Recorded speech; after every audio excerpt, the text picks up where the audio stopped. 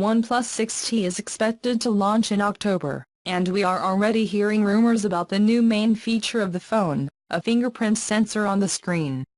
The images of a purported retail box OnePlus 6T appeared on the Chinese social networking site Weibo. The box includes the OnePlus 6T logo and a sketch that can show the design of the phone. In the sketch we see a phone almost in full screen, with a small notch in the upper part for the front camera and a thin lower bezel.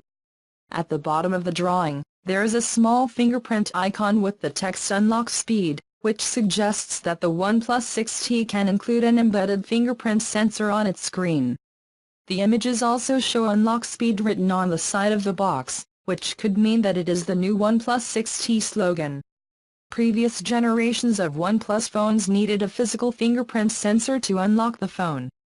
But when you insert the sensor on the screen, unlocking the phone is as simple as touching the screen. The use of a built-in sensor also releases valuable real estate from the phone and can give the phone a more fluid feel. Fingerprint sensors on the screen are also quite rare on current smartphones. You can only find them in a handful of Vivo phones such as the Vivo X20 Plus UD, Vivo X21 and Vivo Nex and the Porsche design Huawei Mate RS.